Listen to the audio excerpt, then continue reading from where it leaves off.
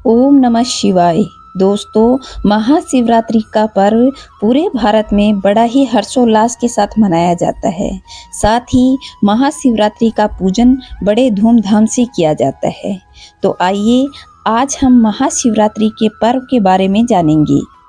मैं आप लोगों को आज इस वीडियो के माध्यम से बताऊंगी कि शिवरात्रि पर भगवान शिव का पूजन किस तरह से करना है, भगवान शिव पर हमें कौन कौन सी सामग्री अर्पित करनी है और पूजा का शुभ मुहूर्त क्या है। संपूर्ण पूजा विधि को जानेंगे।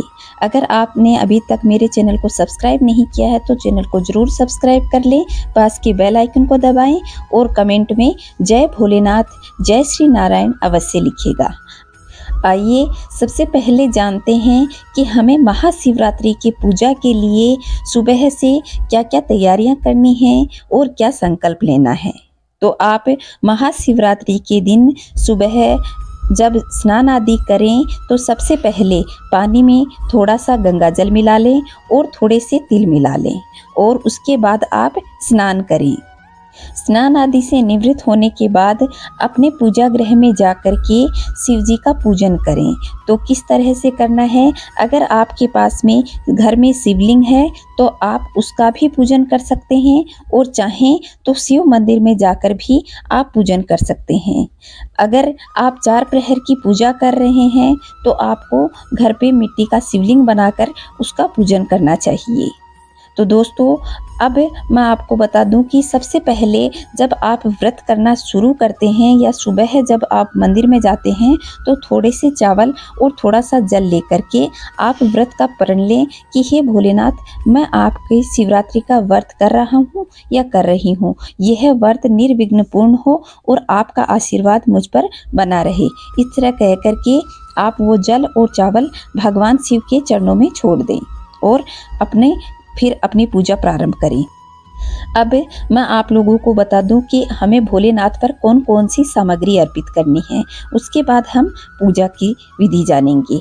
तो आप भांग है तो भांग ले लें, थोड़ा धतूरा मिल जाता है, अब अच्छे से धतूरे सब जगह मिल जाते हैं तो एक धतूरा ले लें। बेलपत्र हैं तो वो तो भगवान शिव को बहुत ही प्रिय हैं, तो इसलिए बेलपत्र 3 पत्तों का होता है। तीनों पत्ते बिना कटे फटे होने चाहिए, तीनों पत्ते जुड़े होने चाहिए, तभी एक बेलपत्र माना जाता है। तो वो बेलपत्र ले लें, आप 2 ले लें, 5 ले लें, लेकिन बेलपत्र जब शिवलिंग पे चढ़ाते हैं तो उल्टा बेलपत्र शिवलिंग पे चढ़ता है और तीनों बेलपत्र पे आप जैसे एक बेलपत्ता होता है उसके 3 पत्ते होते हैं, उन तीनों पे आप चंदन का तिलक करें और उसके बाद उल्टा करके शिवलिंग पे चढ़ाया जाता है। इस तरह आप बेलपत्र ले लें और फिर साथ में आप भगवान शिव पर चढ़ाने के लिए जैसे शुक्रवारी प्रदोष है तो इसमें कमल गट्टे ले लें और उस जल में डाल लें जो शिवलिंग पे चढ़ाना है। और पान, सुपारी, नारियल, धूप, दीप, अगरबत्ती जो भी आपके पास में है, चंदन है, वो सामग्री आप एक जगह एकत्रित कर लें और अगर आक के फूल मिल जाएं तो आप वो भी ले सकते हैं। इस तरह आपके पास सुविधा अनुसार जो भी पूजन सामग्री हो आप एकत्र कर लें। फिर आप भगवान भोलेनाथ का पूजन करेंगे। तो ये जो सामग्री ली है यह सीधी और सूखे शिवलिंग पे नहीं चढ़ाई जाती, इसलिए आप पहले थोड़ा सा जल लें और शिवलिंग पर जल अर्पित करें।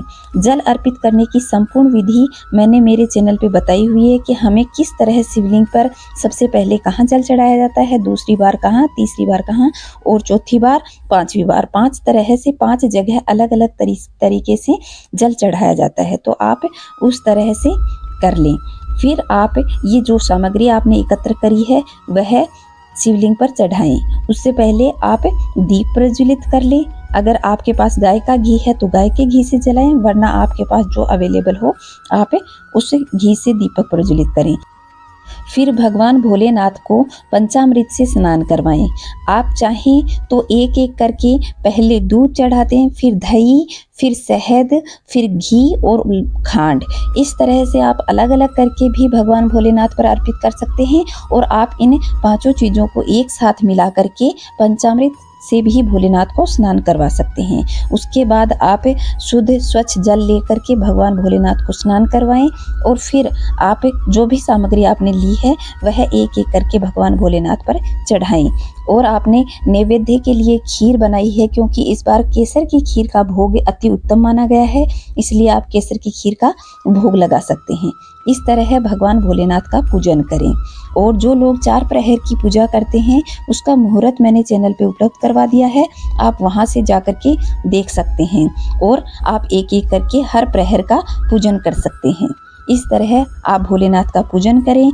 शाम के समय प्रदोष काल में भगवान भोलेनाथ का पूजन अवश्य करिएगा, क्योंकि इस बार प्रदोष में शिवरात्रि है, इसलिए बहुत ही शुभ माना जाएगा। साथ में ही आप माँ लक्ष्मी के मंत्रों का उच्चारण करें और जल में कमल गट्टा डाल करके शिवलिंग पर जरूर अर्पित कीजिएगा, जिससे आपके घर में धन धान्य बढ़ेगा और माँ लक्ष्मी की कृपा आपके घर पे बनी रहेगी।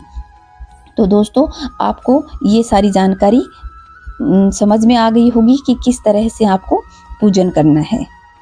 अगर आपसे संभव हो पाए तो रात्रि जागरण अवश्य कीजिएगा, क्योंकि रात के समय ही भगवान भोलेनाथ और माँ गौरा का विवाह हुआ था, इसलिए संपूर्ण रात्रि भगवान भोलेनाथ का भजन कीर्तन करते हुए व्यतीत करें और सुबह के समय आपको मुहूर्त दिया गया है उस हिसाब से भगवान भोलेनाथ का पूजन करके महाशिवरात्रि का पर्व मनाएं। इस तरह आप पूजन करें और सारी जानकारी मैंने पहले चैनल पे डाल दी है। मुहूर्त कब है, कौन से मुहूर्त में पूजन करना है, क्योंकि भगवान भोलेनाथ का पूजन निशिता काल में किया जाता है, तो निशिता काल का क्या मुहूर्त है आप उसमें पूजन करें। और 4 प्रहर के पूजन की संपूर्ण जानकारी भी मैंने चैनल पे उपलब्ध करवा दी है, आप वहां से जाकर देख सकते हैं। तो दोस्तों, इस तरह भगवान भोलेनाथ को प्रसन्न कीजिए और भगवान भोलेनाथ का पूजन कीजिए। आशा करती हूँ मेरे द्वारा दी गई जानकारी आपको पसंद आई होगी। पसंद आई हो तो वीडियो को लाइक कर दें और अपने दोस्तों के साथ शेयर करें। और चैनल पे पहली बार आएँ तो सब्सक्राइब करके और कमेंट में जय भोलेनाथ अवश्य लिखिएगा। जय भोलेनाथ दोस्तों, जय श्री नारायण।